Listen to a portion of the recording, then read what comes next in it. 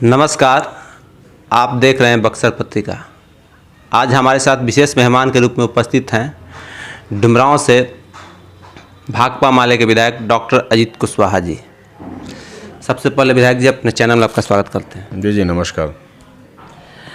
विधायक जी आजकल बहुत चर्चा में रहे हैं। सड़क हो या सदन हो, सदन में प्रश्न उठाते दिख रहे हैं और सड़क पर भी कुछ दिन पहले शायद लाठी खाते भी दिखे थे। सर वो मामला क्या था सर? मामला कुछ नहीं है। हम लोगों का दरअसल जनता से कमिटमेंट है कि हम लोग जब हमने चुनाव के पहले ही लोगों से बोला था कि चुनाव हम लोग जीतेंगे अगर, तो हम अपनी पूरी जिम्मेदारी के साथ जनता का जो सवाल है उसको सदन में उठाएंगे और सदन के साथ जो सड़क पर भी लोग लड़ेंगे उनके साथ भी खड़े होंगे।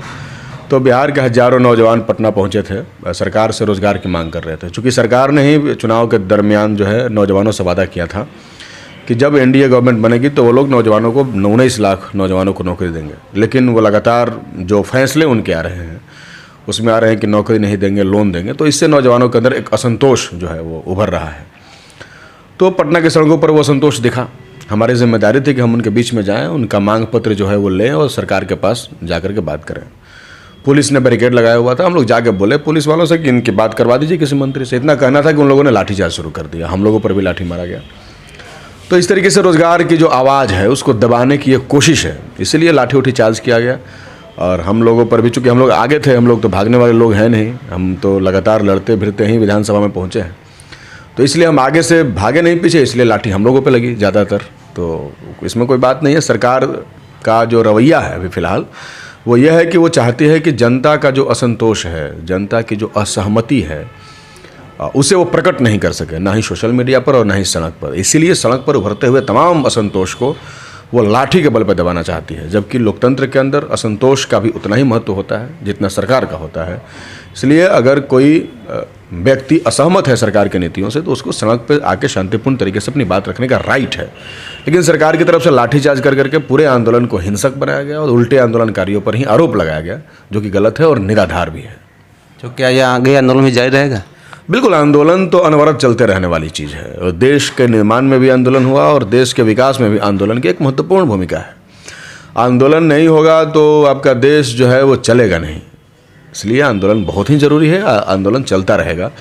आंदोलन का मकसद है कि जनता सरकारों का ध्यान अपने जो उसके ज़रूरी सवालात हैं उसके तरफ आकृष्ट करा सके, तो इसलिए आंदोलन होते हैं। तो आंदोलन तो हमेशा चलेंगे और इससे भी बड़े बड़े आंदोलन होंगे, निश्चित तौर पर होंगे, और हम लोग आंदोलनों में शामिल भी होंगे।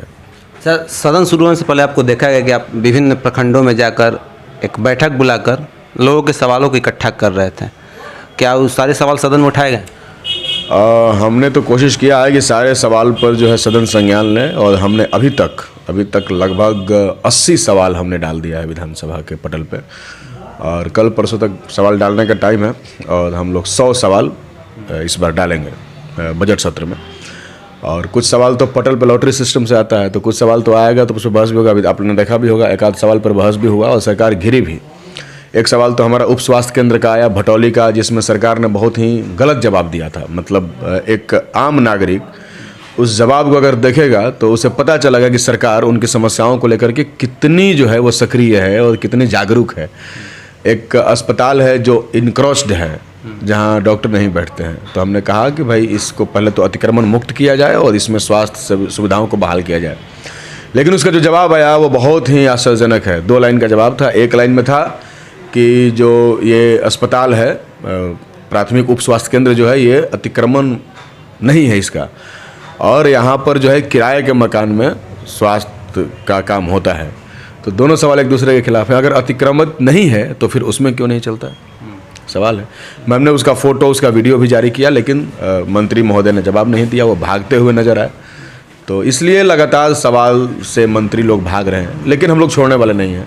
जनता ने हमें इसीलिए तो भेजा है कि हम सवाल उठा सकें, तो हम लोग सवाल उठाएं। सर, डुमरांव में जो अनुमंडलीय अस्पताल है उसके लिए आप क्या करना है? डुमरांव में जो अनुमंडलीय अस्पताल है उसमें डॉक्टर्स की बहाली हो, उसका जो एम्बुलेंस सेवा बंद है वो शुरू हो, ये सवाल हमने डाला है। अभी तक पटल पे आया नहीं है, लेकिन मुझे उम्मीद है कि 1-2 दिन में वो पटल पे आएगा तो उस पर बहस होगी। इसके अलावा डुमरांव में अस्पताल का एक घोषणा इसी लोकसभा चुनाव के पहले हुई थी, जिसको अखबार में हम लोगों ने पढ़ा था कि 500 बेड का अस्पताल और मेडिकल कॉलेज यहाँ बनेगा हरियाणा फॉर्म की ज़मीन में, और उसका DPR भी तैयार कर लिया गया और सब कुछ कर लिया गया, लेकिन अभी तक सरकार कोई दिलचस्पी नहीं दिखा रही है। तो डुमरांव में एक मेडिकल कॉलेज एंड हॉस्पिटल बने, जो कि सरकार ने ही वादा किया है, इन्हीं लोगों ने वादा किया है। तो इसका भी सवाल हमने विधानसभा में डाल रखा है, वो अभी तक पटल पे नहीं आया है, आएगा तो उस पर बातचीत होगी। सही, जब आप डुमरांव में प्रखंड में जो एक अब बैठक लगाए थे, उसमें यहाँ के कुछ क्रिकेट प्रेमियों का आपके पास सवाल आया था राज उच्च विद्यालय के मैदान के संरक्षण के लिए, उस पर आप क्या कर रहे हैं? ये सवाल भी हमने डाल दिया है कि राज हाई स्कूल बहुत ही ऐतिहासिक रहा है। लोग यहाँ के कहते हैं कि हाँ, अभी बहुत सारे चर्चित खिलाड़ी इस देश के रहे, महेंद्र सिंह धोनी, वो भी खेलने के लिए आए थे। तो हम तो चाहते हैं कि खेलों का विकास हो। चूँकि मेरी एक व्यक्तिगत राय भी है, और ये राय मतलब सामूहिक भी है, कि शिक्षा के विकास के साथ खेल का विकास जुड़ा हुआ है। मानसिक शिक्षा और शारीरिक शिक्षा दोनों एक दूसरे के पूरक है, इसलिए दोनों का ही मजबूत होना ज़्यादा जरूरी है। इसलिए खेल के मैदान के लिए तो मैं निजी स्तर से भी दिलचस्पी मेरी है, लेकिन चूंकि ये बहुत बड़ा प्रोजेक्ट है, इसलिए हम लोग का निजी जो फंड है उससे तो ये संभव नहीं है। इसलिए सवाल हमने डाला है कि आउटडोर स्टेडियम बने। कुछ लोग इसको इंडोर स्टेडियम बनाना चाहते हैं, सरकार के ही लोग हैं, लेकिन हम उनसे इत्तेफाक नहीं रखते हैं। हम पूरी लड़ाई लड़ेंगे जितनी हमारी हैसियत है कि ये आउटडोर स्टेडियम ही बने, और आउटडोर स्टेडियम बनेगा तो हमारे लिए ज़्यादा फ्रूटफुल होगा। क्रिकेट का स्टेडियम तो आउटडोर ही होना चाहिए, इंडोर हो जाएगा तो छोटे छोटे खेल होंगे। और हमारे यहाँ क्रिकेट का या फुटबॉल का खेल का एक क्रेज़ है हमारे इलाके में, तो इसलिए आउटडोर स्टेडियम बनना चाहिए। इसका सवाल भी हमने विधानसभा में डाला है। डुमरांव शहर की एक सबसे बड़ी समस्या में गिनती होती है यहाँ जाम की समस्या, और बाईपास की भी मांग लोग कर रहे हैं। चाहे जो स्टेट बैंक है वहाँ बहुत भीड़ लगी होती है, इसके लिए आप क्या कर रहे हैं? हमने बाईपास का मांग किया है, इसको लिख करके हमने डाला है कि बाईपास बनना चाहिए। इस पर सरकार का मेरा सवाल तो अभी नहीं पटल पाया है, लेकिन सरकार का जो नगर विकास विभाग का जो आया है उसमें हम लोगों ने सवाल, मेरा ही एक इसी डुमरांव शहर के ही एक रोड का सवाल आया था, तो उसमें सरकार बहुत गोल मटोल जवाब दे रही थी। उप मुख्यमंत्री महोदय ही नगर विकास विभाग के ही मंत्री हैं, तो उन्होंने बहुत गोल मटोल जवाब दिया था। यहीं के वार्ड नंबर 7 का एक सवाल था जो सड़क नहीं था, वो भी मेरे ही मतलब ये जन सुनवाई के दरमियान ही आया था, तो उसमें वो गोल मटोल जवाब दे रहे थे। उस पर हम लोगों ने घेरा, तो उस पर जवाब मांगा गया, तो उन्होंने उनको फिर कहना पड़ा कि हम लोग नगर परिषद जो बना रहे हैं, एक हम लोग का सवाल था, हमने उठाया भी था कि आप नगर परिषद तो बना रहे हैं, लेकिन नगर परिषद जो है वो अपनी नगर परिषद होने की जो उसकी योग्यता है वो उसको पूरा नहीं करता। कहीं आपका शौचालय नहीं है, सामूहिक शौचालय नहीं है, ड्रेनेज व्यवस्था नहीं है, आपका सीवरेज नहीं है, नाला नहीं है, बहुत सारी चीज़ें हैं जो नहीं है। आप सिर्फ होल्डिंग टैक्स लेते हैं, तो आप नगर परिषद सिर्फ इसलिए बना रहे हैं कि टैक्स ले सकें, लेकिन आपको जो देना है वो नहीं दे रहे हैं। टैक्स तो लोगों से आप ले ही रहे हैं ना नगर परिषद का, लेकिन जो देना है वो सरकार नगर परिषदों को नहीं दे रही है। तो ये बहुत बड़ा इशू है, इसको हमने बहुत बड़ा इशू बनाया है कि नगर परिषद का ही पूरा सवाल है। वहाँ फ्लाईओवर ब्रिज होना चाहिए, वहाँ बाईपास होना चाहिए। अगर हम नगर में रहते हैं तो नगर में होने के वजह से हम ज़्यादा टैक्स देते हैं, तो हमें नगर की नागरिक सुविधाएँ जो है वो हमें मिलनी चाहिए, तो नहीं मिलती है। हमारा ज़िंदगी बहुत जहालत से और बहुत मुश्किल में रहता है हमेशा, तो इसलिए ये सवाल है और इस पर भी बातचीत है, और हम लोग पूरी कोशिश कर रहे हैं कि बाईपास बने या ओवरब्रिज बने, कुछ भी बने, कम से कम जाम से तो डुमरांव की जनता को निजात मिले। तो ये सवाल भी हम लोगों ने डाला है। अच्छा, बस स्टैंड? हाँ, बस स्टैंड वाली जो ज़मीन है उसके लिए तो हमने SDM से भी यहाँ भी बात किया था, और सरकार का स्तर पर भी हमने कहा है कि वहाँ ज़मीन खाली है, बस स्टैंड की अलॉट है, लेकिन बसों को वहाँ भी चूँकि लगाया नहीं जाता है, चूँकि बस स्टैंड का वो पूरा का पूरा तैयार नहीं हुआ है। तो एकदम नगर परिषद की जब मैंने ये बात कह दी ना कि नगर परिषद अपनी योग्यता को पूरा नहीं करता है, तो उसमें बस स्टैंड भी आता है, उसमें शौचालय भी आता है, उसमें फ्लाईओवर ब्रिज भी आते हैं, उसमें बाईपास भी आते हैं, ये सब कुछ आता है। चूँकि हमने सवाल किसी पार्टिकुलर सवाल नहीं है, सवाल यह कि नगर परिषद अगर टैक्स ले रहा है एक नागरिक से, क्योंकि वो नगर में रह रहा है, तो हमें फील होना चाहिए ना कि हम नगर में हैं। तो नगर में होने का फीलिंग तब आएगा जब आपको नगर की सुविधाएं मिलेंगी, जिसमें बस स्टैंड और ये तमाम चीज़ें जो कि आपको बताती हैं। नगर में पार्क भी होना चाहिए जहाँ बच्चे खेल रहे हैं, तो बहुत सारी नगर नागरिक सुविधाएं हैं जो होनी चाहिए। तो ये सब कुछ उसमें जो है उसमें है, ये इन सारी चीज़ों पर सवाल उठ रहे हैं। और स्कूलों और कॉलेजों की व्यवस्था सुधारने के लिए आप क्या? स्कूल कॉलेज में देखिए, हम लोगों ने स्कूल को लेकर के तो अभी सवाल उठा, जिसमें अभी फैसला भी हुआ कि स्कूल के तमाम कमिटीज़ में MLA जो हैं वो अध्यक्ष की भूमिका में रहते हैं, रहेंगे। अभी कहीं गठन नहीं हुआ है इसका, अभी तो हाल ही में विधानसभा खत्म हुआ, बजट सत्र चल रहा है। इसके बाद तमाम स्कूलों में ये सब होगा, हम लोग खुद जाएंगे, देखेंगे उनका खाता बही क्या है और कैसे स्कूल चल रहा है। हालांकि शिक्षक बहाली का मांग लगातार हमने उठाया है, चूँकि बिना शिक्षकों के बहाली के किसी विद्यालय का विकास संभव नहीं है। बिल्डिंग बना देने से या किसी को 10-20 हज़ार रुपया लॉलीपॉप बांट देने से 50,000 दे दीजिए, तो इसे शिक्षा का विकास नहीं होगा। हमारा मानना है कि एजुकेशन का विकास तब होगा जब वहाँ बेहतर और गुणवत्तापूर्ण शिक्षा होगी और बेहतर क्वालिटी वाले शिक्षक होंगे। तो इसका अभाव है। क्वालिटी तो छोड़ दीजिए, शिक्षक ही नहीं है। 4 लाख से ज़्यादा पद बिहार में आज भी खाली हैं। 94,000 अभ्यर्थी अभी भी घूम रहे हैं, फिजिकल टीचर के अभ्यर्थी घूम रहे हैं। इनके बहालियाँ नहीं हो रही। सरकार से हमने कहा, उसमें मांग फंसा हुआ था। बहुत बड़ा सवाल शिक्षा मंत्री विजय चौधरी से हम लोगों ने उठाया था, तो उन्होंने जवाब दिया। तो वो हवाला दे रहे थे कि हाई कोर्ट का मामला है। तो हम लोगों ने उनसे कहा कि हाई कोर्ट का मामला आप समझिए, जितना जल्दी हो और नौजवानों की नौकरी की गारंटी कीजिए। तो हम लोग कोशिश करेंगे। हमने ये भी सवाल उठाया है कि हाई स्कूल में तो पहले हेडमास्टर नहीं है अस्थायी, बहुत सारे हाई स्कूलों में जैसे बहुत सारी समस्याएं होती हैं। इसके अलावा साइंस के टीचर नहीं है, मैंने ही ये सवाल उठाया था। तो ये इन सारों पर बहाली हो, इसके लिए हम लोग लगातार, और इसी के लिए तो लाठी चला, रोजगार का सवाल ही तो था। तो इसलिए हम लोग, शिक्षा हमारी बहुत ही प्राथमिकता में है। और वैसे तो हम लोगों से भी अपील कर रहे हैं, जो हमारे समाज में लोग रहते हैं, जो 2-4 पैसा कमाते हैं, ठीक ठाक जिनकी स्थिति है, उनसे भी हमारी ये अपील है कि आप जो पैसा मंदिर मस्जिद दुगला कराने में खर्च करते हैं, उसको स्कूल का भवन बनाने में कीजिए, स्कूल में पंखा लगवा दीजिए, स्कूल में बेंच लगवा दीजिए, आप ही के बच्चे पढ़ेंगे। तो हम ऐसे लोगों से अपील भी करेंगे आने वाले समय में, बियॉन्ड द माने लाइन जो है कि सिर्फ गवर्नमेंट से नहीं, बल्कि हम ऐसे लोगों से भी मिलेंगे और उनसे हम अपील करेंगे कि आप हमारे विद्यालय के लिए कुछ कीजिए। तो ये सब हम करेंगे। चूँकि विद्यालय हमारे लिए बहुत, मैं इसी विद्यालय से पढ़ के आया हूँ, तो एक टीस मेरे दिल में इन विद्यालयों को लेकर रहता है। मैं चाहता हूं कि मेरे जैसे बच्चे जो इन विद्यालयों में पढ़ते हैं वो आगे बढ़ें, उनको आगे बढ़ने की सारी सुविधाएं हम लोग मुहैया करा सकें। तो देखिए कितना कर पाते हैं। सरकार से लड़ करके जितना लाना होगा लाएंगे, बाकी समाज से करेंगे, लेकिन करेंगे ज़रूर, चूँकि ये हमारी प्राथमिकता है। अच्छा, दिल्ली में जो किसान आंदोलन चल रहे हैं उसमें भी आपने जाकर अपना समर्थन दिया था। आप अपने क्षेत्र के किसानों की समस्याओं को सुधारने के लिए क्या क्या कदम? देखिए, दिल्ली का किसान आंदोलन क्षेत्र के किसानों के से अलग नहीं है। चूँकि दिल्ली का किसान आंदोलन हमारा ही आंदोलन है। उसमें हमारे MSP का सवाल है, फसल के उत्पादन का सवाल है, उसको बेचने का सवाल है, मंडियों का सवाल है। हम लोगों ने यहाँ भी सरकार से मांग किया कि आप जो 2006 में APMC एक्ट आपने बंद कर दिया था उसको स्टार्ट कीजिए। तो ये सारे सवाल हैं। बिहार का सवाल थोड़ा सा एक मायने में अलग भी है किसानों का। वो ये है कि बिहार में सिंचाई की प्रॉपर व्यवस्था नहीं है।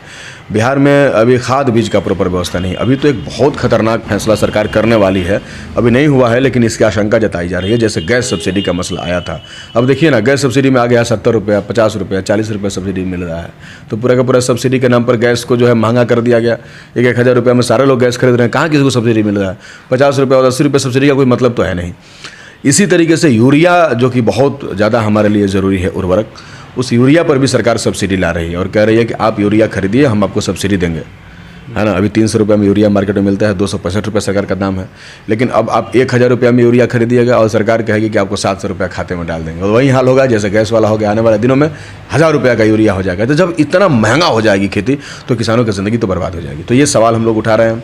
इसके अलावा सिंचाई का प्रॉपर व्यवस्था नहीं है। भगवान भरोसे खेती है, बोरिंग से जो लोग कर पाते हैं। नहरों का जो सोन नहर है उसके आधुनिकीकरण का मांग हमने उठाया। चूँकि हमारा इलाका सोन नदी से निकलने वाले नहरों के ही इलाके में आता है। हम लोगों ने सोन के सबसे ऊपर जो है कदवन डैम बनाने का मांग किया है। और पिछले जब हम लोग MLA नहीं थे उस समय सरकार ने एक फैसला भी लिया था कि कदवन डैम बनाया जाएगा। 10,000 करोड़ रुपए का एक बहुत बड़ा प्रोजेक्ट है। उसमें झारखंड की सरकार और छत्तीसगढ़ की सरकार से वार्ता भी करनी है, उत्तर प्रदेश की सरकार से भी, लेकिन अभी तक सरकार ने वादा करने के बावजूद उसको पूरा नहीं किया है। जबकि ये कदवन डैम एक ऐसी योजना है जिसके डैम बन जाने मात्र से ही आपके इलाके में सिंचाई की प्रॉपर सुविधाएं हो जाएंगी। चूँकि पानी स्टोर, अभी आपके पास डैम नहीं है, तो जो बराज है डिहरी में, वहाँ पानी जब एक्स्ट्रा होता है तो आपके पास तरफ आता है। जब एक्स्ट्रा पानी हो तो बराज से पानी आएगा नहीं, तो डैम बनेगा तो पानी स्टोर रहेगा। तो जब पानी आपके पास स्टोर हो जाएगा डैम में, तो आप जब चाहेंगे, जब जिस फसल के लिए चाहेंगे पानी छोड़ सकते हैं। तो डैम नहीं होने की वजह से हमारी खेती बर्बाद हो रही है। आपके हमारे इलाके में मलियाबाग के पास जो है मलई बराज एक बहुत बड़ी परियोजना है जो 1980 के दशक से लंबित है। ये बहुत ऐतिहासिक है और भारत जैसे देश में ही ये हो सकता है कि कोई परियोजना 80 के दशक से लंबित हो, जहाँ CM भी आए थे। तो मलई परियोजना भी शुरू करने का मांग हमारा है। मलई परियोजना से भी हमारी खेती में बेहतर सुधार होगा, वहाँ पानी स्टोर होगा, वहाँ से पानी हमारे इलाके में आएगा और मलई बराज से ज़्यादातर जो है हमारे ही क्षेत्र के किसानों को फ़ायदा होगा। इसलिए मलई बराज परियोजना को लेकर के हम लोग ज़्यादा मतलब सचेत हैं। उसको हमने सवाल विधानसभा में उठाया है, विधानसभा में जवाब मिलेगा। ऐसा होगा तो फिर हम लोग अतिरिक्त जो है हम लोग मंत्री से भी मिलेंगे, प्रधान सचिव से मिलेंगे और कोशिश करेंगे कि कम से कम हम लोग साल भर के अंदर किसी भी तरीके से लड़ फिर करके, चूँकि सरकार में तो हम है नहीं कि वादा कर देंगे कितना दिन में शुरू होगा, लेकिन हाँ ये ज़रूर किसानों से हमारा वादा है कि मलई बराज परियोजना को शुरू कराने के लिए जितना मेहनत करना पड़ेगा उसके लिए हम लोग करेंगे, तैयार हैं। अच्छा, आपको सदन में देखा है कि भोजपुरी में फैली अश्लीलता के खिलाफ आपने सवाल उठाया। क्या आपको लगता है कि ऐसा समय जहाँ जितनी तमाम बड़ी बड़ी पार्टियां हैं, भोजपुरी में जितने लोग गंदगी परोस रहे हैं, उन लोग के मेन मतलब ब्रांड होते हैं उन लोग के, ऐसे समय में आपकी ये मांग मतलब पूरी होगी क्या? देखिए, समय मांग पूरी होने के लिए मांग नहीं उठाया जाता है, मांग उठाया जाता है क्योंकि वो जनता के सवाल होते हैं और सरकार को उसका जवाब देना होता है। अगर सरकार जनता के सवालों का जवाब नहीं देगी तो जनता सरकार को जवाब देगी। तो कम से कम जनता का सवाल तो सरकार के पास पहुंचना चाहिए। कल सरकार के लोग ये तो नहीं कहेंगे ना कि हमें पता ही नहीं था, कम से कम वो ये कहने के लिए तो नहीं रहेंगे कि हमें मालूम नहीं था। जनता भी समझ जाएगी ना कि सरकार पूरा नहीं करना चाहती है। जनता समझ रही है कि उनका एमएलए जो है अस्पताल का सवाल उठा रहा है और सरकार जवाब नहीं दे रही है। जनता देख रही है कि सड़क का सवाल उठा रहा है, सरकार जवाब नहीं दे रही है। तो हमारा काम, हम चूँकि विपक्ष में है, हमारा काम ही है सवाल उठाना और सरकार का काम है उन सवालों को पूरा करना, चूँकि सारी सुविधाएँ और सारे संसाधन तो उन्हीं के कंट्रोल में है। तो इसलिए सवाल तो उठे हैं। देखिए, भोजपुरी गीत एक बहुत बड़ा विषय है। भोजपुरी का गौरवशाली इतिहास रहा है। भोजपुरी, भिखारी ठाकुर को भोजपुरी का शेक्सपियर कहा गया और वो भोजपुरी के मतलब विश्वविख्यात, मतलब उन्होंने भोजपुरी को विश्व में पहचान दिया। तो भोजपुरी की पहचान, भोजपुरी नाटकों का पहचान समाज की कुरीतियों को उजागर करने का रहा है। सोचिए, एक आंदोलन है भोजपुरी भाषा बोली, एक आंदोलन है, ये एक सिर्फ भाषा नहीं है। बड़े बड़े आंदोलनों में भोजपुरी नाटकों का, भोजपुरी साहित्य का, भोजपुरी संस्कृति का, इसके माध्यम से समाज के कुरीतियों को, सत्ता के दमन को, अंग्रेजी राज तक के जुल्म और दमन को जो है भोजपुरी भाषा ने अपने नाटकों के माध्यम से, गीतों के माध्यम से उठाया है। आप जो है बनारस से लेकर के आप जो है पूरे पूर्वांचल तक में आप देख सकते हैं कि किस तरीके से गीतों के माध्यम से अंग्रेज़ों के खिलाफ लड़ाई लड़ी जा रही थी और उसमें भोजपुरी भाषा की एक अहम भूमिका थी। लेकिन आज के समय में भोजपुरी भाषा को बर्बाद किया गया है। भोजपुरी में हिंसा बढ़ी है। मैं सिर्फ अश्लीलता नहीं कहता हूँ, ये हिंसा है। जब आप महिलाओं के खिलाफ हिंसा करते हैं गीतों के माध्यम से, तो अभी तक तो महिला हिंसा चल रहा था, हम लोग इसके विरोध कर रहे थे। अश्लीलता की बात आई, हमने कहा, हमारा साफ तौर पे ये कहना है कि ये सिर्फ अश्लीलता नहीं है, ये हिंसा है जो आप महिलाओं के खिलाफ, अपनी ही बेटी बहनों के खिलाफ करते हैं, पता नहीं क्यों, आप जानते हुए। तो महिला विरोधी पूरी भोजपुरी संस्कृति को बनाने की कोशिश की जा रही है। इस भोजपुरी संस्कृति में महिलाओं को सर्वोच्च स्थान दिया गया। उस भोजपुरी संस्कृति में महिलाओं के खिलाफ खतरनाक हिंसा हमने देखा और ये महिला हिंसा से होते हुए अब जातिगत और सांप्रदायिक हिंसा तक आ गया है। अब जो है जातियों को लेकर के गाना, धर्मों को लेकर के गाना, जिससे समाज में विद्वेष फैल रहा है, जिससे समाज में लोगों के बीच में जो उनकी एकता है वो टूट रही है।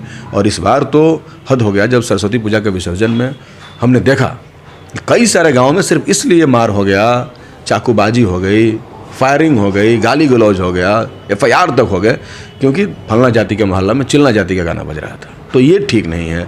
ये सांप्रदायिक और जातिगत हिंसा, महिला हिंसा का चाशनी के साथ जो है परोसने की कोशिश हो रही है, जो बहुत ही खतरनाक है आने वाले समय में समाज के लिए। ये सिर्फ मेरा सवाल नहीं है, ये जनता को भी इस सवाल को समझना होगा और उनको विरोध भी करना होगा। इसलिए हमने सवाल उठाया कि बनाने वाले और गाने वाले दोनों पर कार्रवाई होनी चाहिए।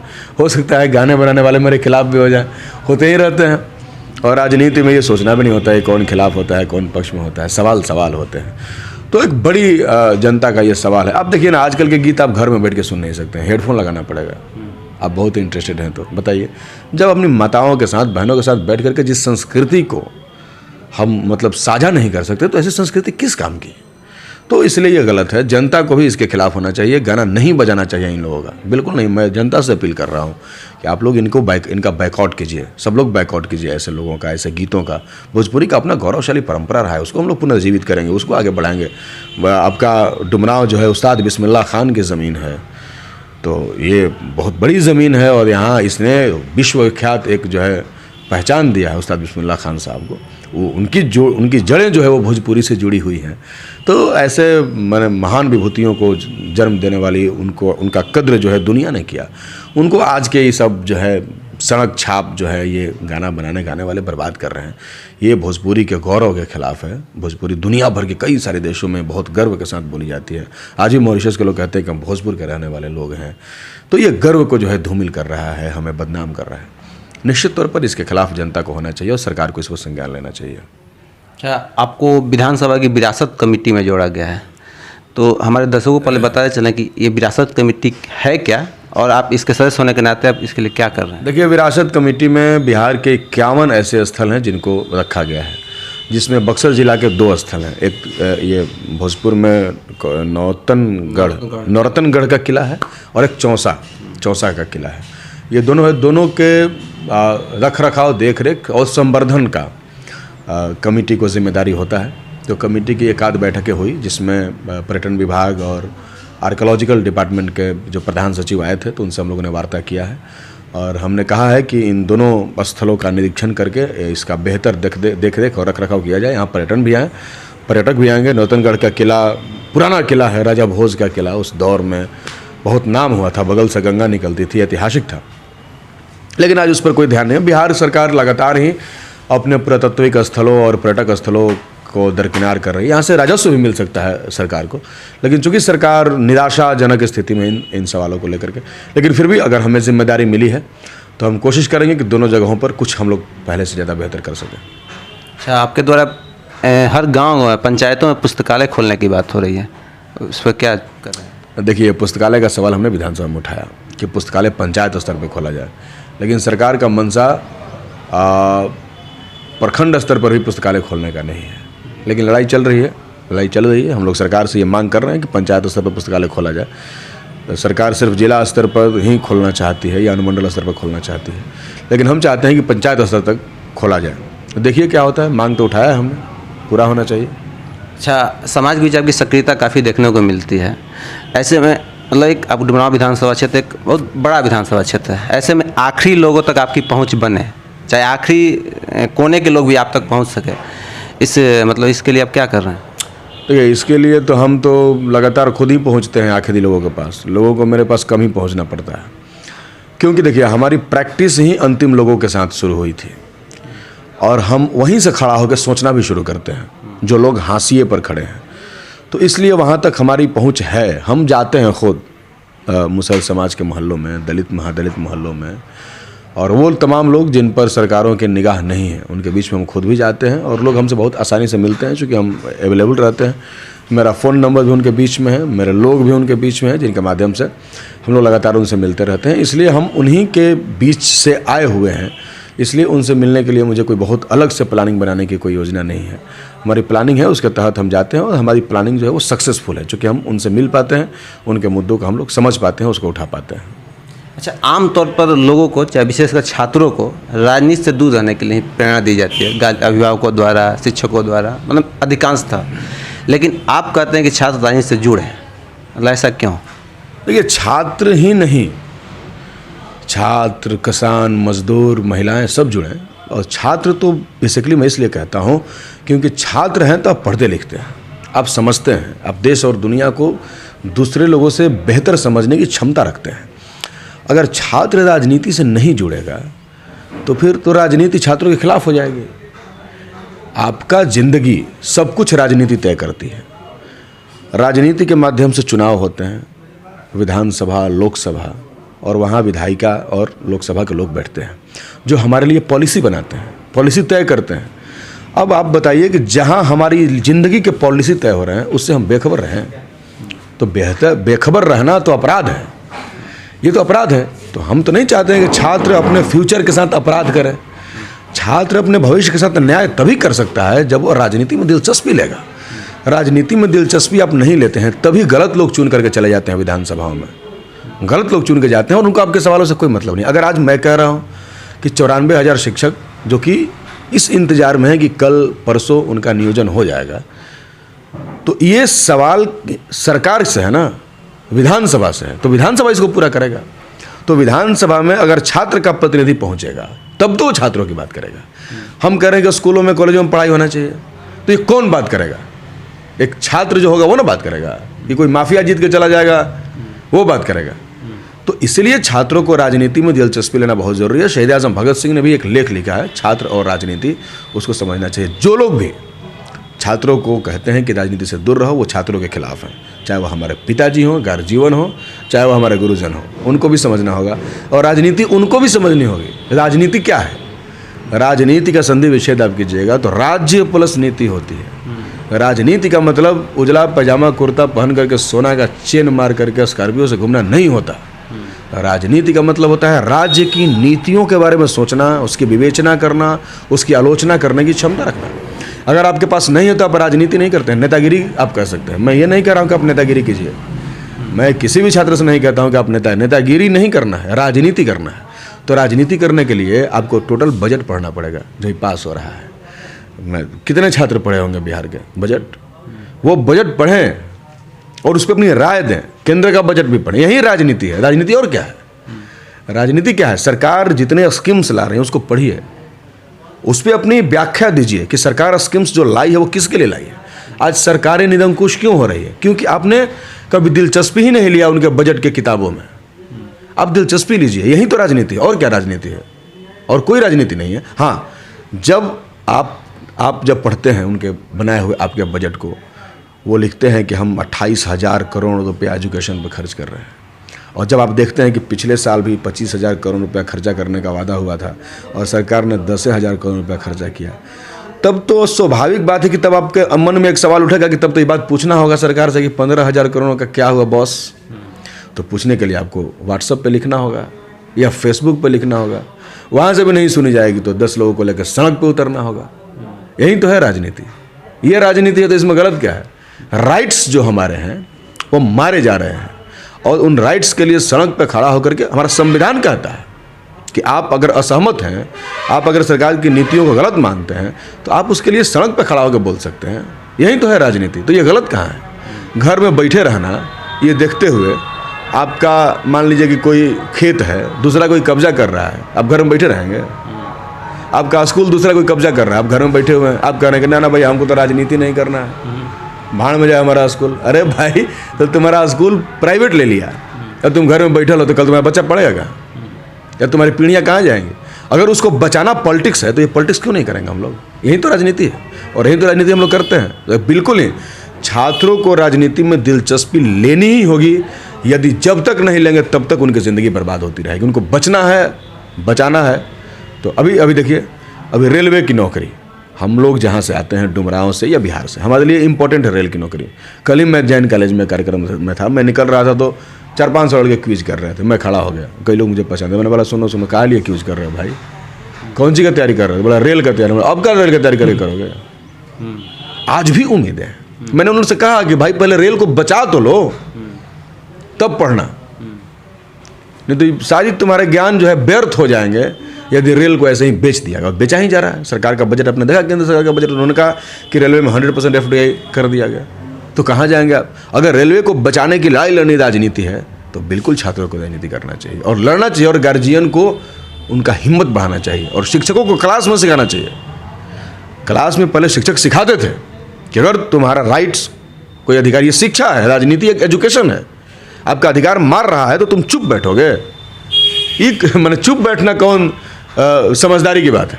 इसलिए पॉलिटिक्स बहुत ज़रूरी है, और पॉलिटिक्स को कुछ लोगों ने बदनाम इसलिए कर दिया है क्योंकि वो नहीं चाहते हैं कि आम लोग पॉलिटिक्स में आए। वो चाहते हैं कि राजनीति भी कुछ खास लोगों के लिए बना रहे, और इसलिए आज राजनीति को पैसे का सबसे बड़ा सेंटर बना दिया गया है। आज राजनीति को भी, जैसे बड़े स्कूल में ज़्यादा पैसे लगते हैं तो बड़े स्कूल इसीलिए बना दिए गए ज़्यादा पैसे वाले, ताकि कुछ खास लोग वहाँ पढ़ सकें, बाकी लोग नहीं पहुंचेंगे। उसी तरीके से राजनीति को बदला जा रहा है। तो जब तक आम स्टूडेंट, आम किसान, आम मजदूर राजनीति में नहीं आएगा तब तक तो पैसे का खेल बना करके आपको बेदखल कर दिया जाएगा राजनीति से। आपका संविधान राजनीति में हिस्सेदारी का दावा करता है सबके लिए, और उसमें रिजर्वेशन है। क्यों है? इसलिए ना कि राजनीति में सब लोग शामिल हो सकें, और सारे समाज, सारे वर्ग के लोग आएंगे तो सारे वर्ग के हितों की बात करेंगे। तो छात्र हितों की बात कौन करेगा विधानसभा में? अगर छात्र राजनीति नहीं करेगा तो यूथ के हितों की बात कौन करेगा? अगर नहीं जाएगा तो माफिया लोग जाएंगे तो माफिया के हितों की बात करेंगे, हैं? इसलिए छात्रों का राजनीति में जाना बहुत ही जरूरी है। किसी भी मुल्क में आप देख लीजिए, स्टूडेंट पॉलिटिक्स अगर जहाँ नहीं है वहाँ का समाज जो है वो मृतप्राय हो जाता है। इसलिए होना चाहिए, बहुत ज़रूरी है। अच्छा, आपकी सभाओं में मैंने बहुत बात सुना है, आप हमेशा कहते रहते हैं कि जनता को संबोधित करते हुए कि आपको कभी ये मलाल नहीं होगा कि आप अगर किसी ताकतवर के खिलाफ लड़ रहे हैं तो आपका विधायक आपके पक्ष में नहीं खड़ा है। आप जब भी ताकतवर के खिलाफ लड़ेंगे आपका विधायक आपके पक्ष में होगा। यहाँ ताकतवर लोग कौन है? ताकतवर सरकार है। सत्ता है, और वो लोग हैं जिन पर सत्ता का वरदहस्त है, जो जन विरोधी कार्य करते हैं। तो जन विरोधी कार्य हम लोग जानते हैं, तो बिल्कुल जनता जिन जन विरोधी नीतियों के खिलाफ खड़ी होगी, लड़ेगी, हम जनता के साथ रहेंगे। हमारा कमिटमेंट जनता के साथ है। ताकतवर और ताकत सत्ता के पास ही है बेसिकली, और सत्ता के साथ आजकल पूंजी का नेक्सस जुड़ गया है, तो पूंजीपति ही सत्ता चला रहे हैं। जैसे केंद्र में देख लीजिए, सारे पॉलिसीज अंबानी अडानी के लिए ही बनते हैं, तो स्वाभाविक है वो पूंजीपति भी आजकल सत्ता का वो सेंटर हो गया है, तो उसके खिलाफ लड़ाई चल रही है। जैसे किसान लड़ रहा है पूंजीपतियों के खिलाफ, सत्ता के खिलाफ, हम उनके साथ हैं। तो वैसे ही जैसे भी जब भी जनता लड़ेगी इनके खिलाफ, तो हम लोग उसके साथ रहेंगे। ये हमारा कमिटमेंट है और आगे भी रहेगा। अच्छा, आपकी जो पार्टी है भाकपा माले, वो दबे कुचले पिछड़ों की पार्टी मानी जाती है, तो ये जो दबे कुचले पिछड़े जो शब्द हैं, क्या ये मतलब जातिगत धर्मगत हैं या कोई दूसरा चीज़ है यहाँ? नहीं, ये जातिगत नहीं है। दरअसल देखिए, भारत के समाज को समझने की ज़रूरत है। हम लोग बात करते हैं इकोनॉमिकली बैकवर्ड लोगों की, तो तब इसमें आपको देखना होगा कि इकोनॉमिकली बैकवर्ड मैक्सिमम कौन है। कोई भी सेंसस होता है तो उसमें मैक्सिमम और मिनिमम पर उसके रिजल्ट निकाले जाते हैं। तो इकोनॉमिकली बैकवर्ड दलित जातियों के ही लोग हैं, आज भी आप देख लीजिए। तो और एक चूँकि हमारे समाज में जातिगत आधार पर वर्ग बंटा हुआ है, जिसकी आइडेंटिटी है, हमारे यहाँ इकोनॉमी के आधार पर अभी तक वर्ग नहीं बना है। कम्युनिस्ट पार्टियों का ये सिद्धांत है कि वर्गों का जो वर्गीकरण हो वो आर्थिक आधार पर हो, लेकिन चूंकि हमारे यहाँ ये नहीं है, क्योंकि हमारे यहाँ शुरू में समाज में बहुत बड़ा अंतर्विरोध था, और आज भी कहीं ना कहीं वो किसी न किसी रूप में परिलक्षित होता रहा है। हालांकि आज लोगों ने पढ़ना लिखना शुरू किया है, हर समाज से, हर वर्ग से पढ़ना लिखना शुरू किया है, इसलिए बहुत सारे लोग अब इसको तोड़ रहे हैं। इन अंतर्जातीय विवाह भी हो रहे हैं, तो ये सब कुछ टूट रहा है धीरे धीरे, लेकिन आज भी ये है, कहीं ना कहीं उसका अवशेष बचा हुआ है। तो इसलिए समाज में जब वर्गीकरण हुआ तो वो जातिगत आधार पर हुआ, लेकिन आज भी देखिएगा तो दलित और पिछड़ी जातियों के जो लोग हैं मैक्सिमम इकोनॉमिकली बैकवर्ड हैं, उनके पास ज़मीनें नहीं हैं। आप बताइए, मुसहर जाति के मोहल्ला में जाइए, हम ये पूछना चाहते हैं कि क्यों ज़मीनें नहीं हैं उनके पास। आज तक किसी आदमी ने मुझे जवाब नहीं दिया। चमटोली में लोगों के पास क्यों ज़मीनें नहीं हैं? क्यों एक ही गांव में किसी के पास 1000 बीघा ज़मीन है और किसी के पास 1-2 ज़मीन नहीं है? इसका जवाब कौन देगा? उनके पुरखों ने कौन सी ऐतिहासिक गलती कर दिया है, कौन सा अपराध कर दिया है कि उनके पास कुछ भी नहीं है? तो निश्चित तौर पर जिनके पास कुछ नहीं है उनके लिए तो किसी न किसी को खड़ा होना होगा। तो हमारी पार्टी उस हर आदमी के साथ खड़ी होती है, जाति की पहचान करके नहीं, नॉट आइडेंटिटी, कास्ट का आइडेंटिटी नहीं, इकोनॉमिकली आइडेंटिटी। जिनके साथ कोई नहीं होता उनके साथ हम खड़े होते हैं।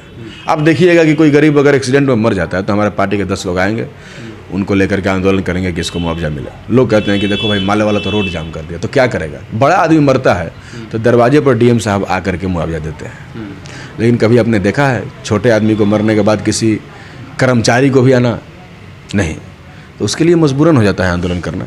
तो हमारी पार्टी का ये है दायित्व कि हम हाशिए पर खड़े हुए समाज के साथ खड़े हैं, उनके साथ भी तो खड़ा होना होगा, चूँकि उनके साथ खड़ा होने वाला कोई नहीं है। बड़े आदमी के दरवाजे पे फंक्शन होगा तो देखिएगा, कोई मर जाएगा तो देखिएगा कि सीएम तक आ जाएंगे, लेकिन छोटा आदमी मरता है तो एक छोटा सा कर्मचारी तक नहीं जाता है, लेकिन तब हमारी जिम्मेदारी बनती है कि हम उसके दरवाजे पर जाएं। तो इसलिए हाशिए पर जो खड़े लोग हैं उनके लिए हम लोग खड़े हैं, और निश्चित तौर पर कोई इस तरह का वर्गीकरण नहीं है। और वामपंथ तो बिल्कुल ही इकोनॉमिकली क्लासिफिकेशन में यकीन करता है, और होना भी चाहिए। ठीक है, चलिए अजीत जी, आपने अपना इतना कीमती समय हमें दिया, इसके लिए बहुत धन्यवाद।